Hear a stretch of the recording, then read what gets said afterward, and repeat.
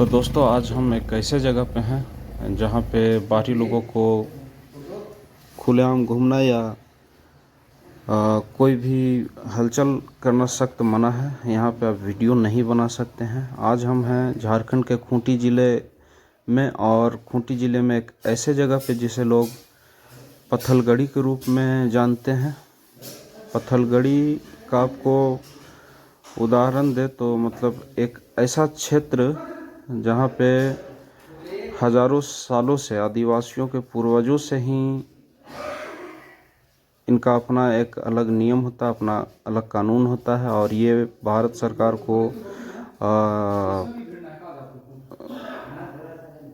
अपना सरकार नहीं मानते, भारत सरकार को ऐसा मानते हैं यहाँ कि ये देश जो है उन्हें लीज पे दिया हुआ है, और ये यहाँ का सरकार खुद ही है। ये भारत सरकार या राज्य सरकार के किसी भी नियमों को नहीं मानते, और इनका संविधान में भी लिखा गया, इनका कुछ मौलिक अधिकार इनके पास खुद ही हैं। और यहाँ इस जगह पे अगर आप देखेंगे तो जगह जगह पे आपको पत्थर गड़ा हुआ दिखेगा, जो जिसकी हाइट 6 फीट 7 फीट होती है, जो आपको ये दिख रहा है। और इन पत्थरों पे इनके मौलिक अधिकार को दर्शाया गया है। ये इसलिए लगाया गया है ताकि यहाँ के आदिवासी समाज जो है अपने मौलिक अधिकारों को पहचान सकें, इनके अंदर जागरूकता फैल सके।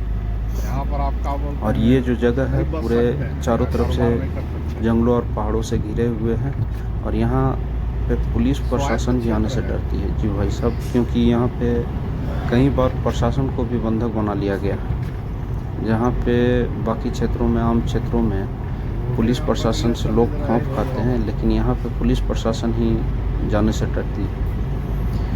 यहाँ के आदिवासी समाज जो वो बाहरी लोगों पर नज़र बनाए रखती है, सरकारी कर्मचारियों पर नज़र बनाई रखती है, और प्रशासनों पे भी नज़र बनाए हुए रखती है। यहाँ के लोग आपको जगह जगह दिखेंगे तीर कमानों से, या यहाँ के जो पारंपरिक हथियार होते हैं इनके, उससे लैस आपको दिखेंगे, और वो लैस होकर के अपने पारंपरिक हथियारों से लोगों के ऊपर नज़र बनाए रहते हैं, ताकि बाहरी लोग अगर यहाँ पे आ रहे हैं तो वो क्या कर रहे हैं, क्योंकि इन्हें डर सताए हुए रहता है कि कहीं उनकी जंगल ज़मीन या उनके निजी ज़िंदगी में कोई दखल तो नहीं डाल रहा है। अगर आप यहाँ पे सावधानी से नहीं घूमेंगे या इस एरिया से गुजर रहे हैं, आप खुलेआम वीडियो अगर दिखा करके बना रहे हैं, तो वो इससे गुस्सा हो जाते हैं, और आपके साथ हो सकता है अप्रिय घटना भी घट सकती है।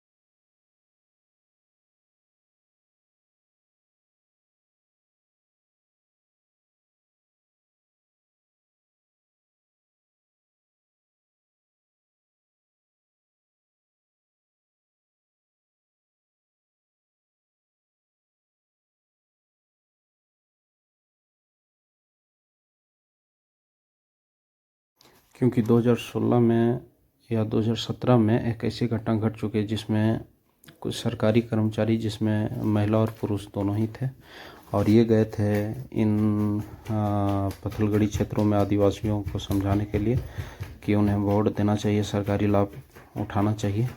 लेकिन वहाँ पे उनका जो सरकार होता है, मतलब वो जो वहाँ का नियम कानून चलाता है, ग्राम सभा, तो ग्राम सभा ने उसका उन लोगों का बहिष्कार किया था, और वहाँ के लोगों ने उनके साथ अभद्रता की थी, और उनके साथ छेड़छाड़ या कुछ अप्रिय घटना घटी थी, जिसमें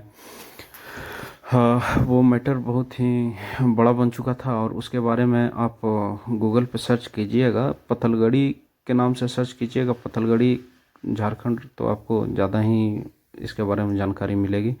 और अब हम लोग जो हैं निकल चुके हैं, पत्थलगड़ी से थोड़ा दूर आ चुके हैं, मतलब यानी कहें तो पत्थलगड़ी एरिया से अब हम लोग निकल चुके हैं, यानी दसम फॉल हम लोग पहुंचने ही वाले हैं। तो अगर आप ऐसे क्षेत्रों में आते हैं तो थोड़ा सतर्क रहें और कोशिश करें अपने काम से ही काम रखें तो ज़्यादा आपके लिए अच्छा होगा।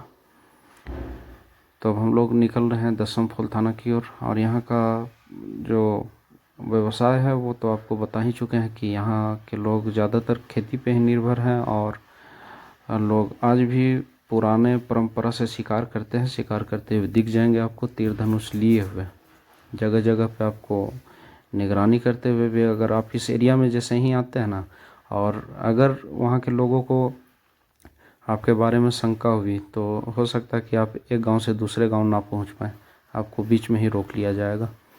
तो खैर हम लोग निकल चुके हैं अब यहाँ से, और हम लोग पहुँचने वाले हैं दसम फॉल। तो अगर आप ऐसे क्षेत्रों में आते हैं तो थोड़ा सतर्क रहें। यहाँ ये देखिए दाहिने साइड में कुछ बच्चे फुटबॉल खेलते हुए नज़र आ रहे हैं।